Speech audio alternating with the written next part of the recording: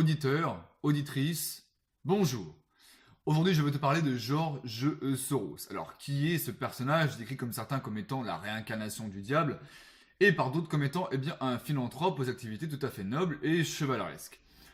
Pourquoi déjà s'intéresser à ce personnage? Parce qu'il a l'air de jouer un rôle méga super important dans la géopolitique mondiale. Donc, comment se décrit-il? Qui est-il? D'où vient-il? C'est un juif d'origine hongroise. Il va fuir la Deuxième Guerre mondiale et en même temps aider son père à dénoncer les juifs. Donc un juif qui dénonce des juifs. Bon. Ensuite, il va quitter, donc comme je viens de le dire, l'Autriche, aller en Angleterre où il va être diplômé d'économie et ensuite il va aller aux États-Unis. Qu'est-ce qui va le rendre, si tu veux, famous, George Soros? En 92, il est connu pour être l'homme qui a détruit la Banque d'Angleterre et il va ramasser au passage 1,2 milliard de dollars. Et il va faire ce coup-là dans plein de pays et ramasser une énorme fortune. Maintenant, comment se décrit-il, George Soros? Il se décrit comme étant sans frontiériste, anti-chrétien. Pour lui, l'ennemi à abattre, c'est le populisme, le souverainisme et le nationalisme. Ça, c'est clair. Son idéologie économique, elle vient d'un monsieur qui s'appelle Van Eyck, qui était considéré par certains comme étant le pape de l'ultralibéralisme, c'est-à-dire en gros, le marché économie doit être géré par le marché. C'est-à-dire en gros, aucune intervention de l'État, aucune régulation, speculation, faites du slibard, c'est parti. Voilà son idéologie, à peu près. Ensuite, quel est son cœur d'activité à George Soros? Comme je viens de te le dire, c'est la spéculation, c'est la manipulation des marchés, la manipulation aussi de l'opinion. Donc, qu'est-ce que ça veut dire dans les faits? Je me sens obligé de te parler de l'activité de George Soros et de son association l'OSF, donc l'Open Society Foundation, fondée en 79, et son rôle joué dans la crise migratoire.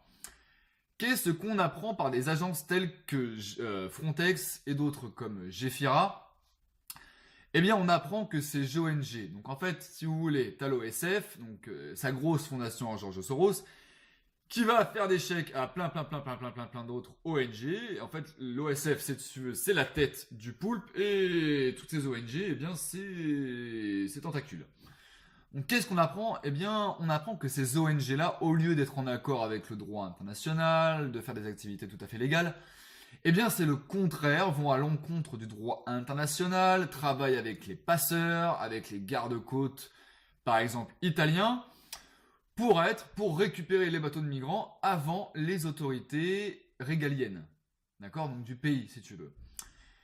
Et elles font ça en permanence avec tous les moyens nécessaires. Il faut savoir que George Soros a récemment investi 18 milliards de dollars dans cette fondation. Donc c'est dire les montants qui sont qui sont subventionnés pour ces activités-là. Donc voilà à peu près le topo sur l'immigration en fait. Ces ONG-là ne sont pas du tout, si tu veux, dans le rôle d'aider ces migrants, mais bien d'aider l'idéologie de George Soros. Donc je ne suis pas ici en train de dire que toutes ces personnes impliquées dans ces ONG sont des personnes mauvaises, etc., etc. Non.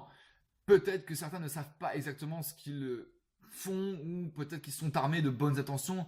Ça ici, c'est pas la question. Dans les faits, c'est illégal, c'est criminel.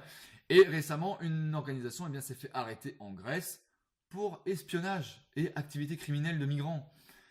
Donc, plus les jours passent, plus on apprend que ces ONG sont tout à fait officiellement criminelles. Donc, maintenant, quel est le rôle que joue, par exemple, George Soros en Europe, si tu veux, au niveau des institutions?